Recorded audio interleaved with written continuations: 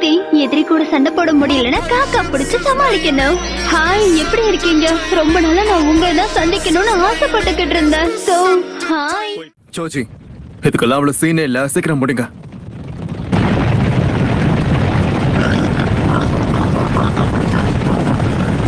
யா, நாங்க பாத்துக்கிறோம். என்ன சோஜி, ஒரு கை பார்க்கலாமா?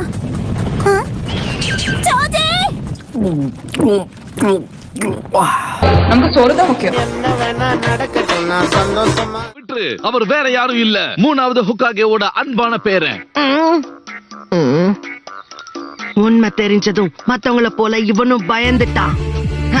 நான் யாருங்கிற விஷயம் தெரிஞ்சிருச்சுல, இனி கண்டிப்பா என் மேல கை வைக்க மாட்டான். என்ன திருன்னு முழிக்கிற? வந்த வேகத்துக்கு நான் அடிப்பேன்னு நினைச்சேன். மூணாவது ஹோக்காக என் தாத்தானு தெரிஞ்சது இப்ப உனக்கு நடுங்குது இல்ல? நீ யாருடைய பேரனா இருந்தா எனக்கு என்ன? இந்த வாங்கிக்க. எப்படியாவது அவருடைய உண்மையான முகத்தை நாம் பார்த்தே ஆகணும். பாக்கணும் தான், ஆனா ஏதாவது ஐடியா இருக்கா? நீங்க கவலைப்படாதீங்க, எப்படியாவது அவருடைய முகத்தை நாம கண்டிப்பா பாப்போம். எப்படி பாக்கணும்னு கேட்டா எப்படியாவது பாக்கணும்னு சொல்ற? அடேங்கப்பா, அப்படின்னா நீங்க சம்மன் பண்ணா இதுங்க தான் வருமா? உண்மையா இதை விட பெருசாக என்னால வரவழைக்க முடியும்.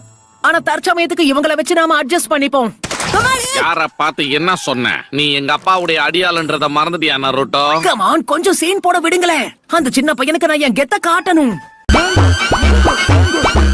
அப்படின்னா அந்த சின்ன பையனை இங்க ஜிஞ்சரிக்கையா மாத்துறதுக்காக தான் அவங்க கூட்டிட்டு வந்தாங்களா? சாய், ஓ, நீயும் ஒரு ஜிஞ்சரிக்கின்றத நான் மறந்தே போயிட்டேன். பரவாயில்ல, எல்லாரும் சீக்கிரம் வந்துட்டீங்க. நாம உடனடியா முடிவெடுக்க வேண்டிய நேரம் வந்துருச்சு. நல்லா யோசிச்சு முடிவெடுங்க சுனாடே. நீங்க இதுக்கு தயாரா இருக்கீங்களா? போன தடவையே ஒரு சின்ன பையனை தானே முழுசா நம்பி இருந்தீங்க. உங்களுக்கு வயசானதுனால வீக்கா இருக்கீங்களோ? கொடை மிளகா மாதிரி மூக்கு இருந்தா எல்லாத்துலயுமே நுழைப்பீங்களா?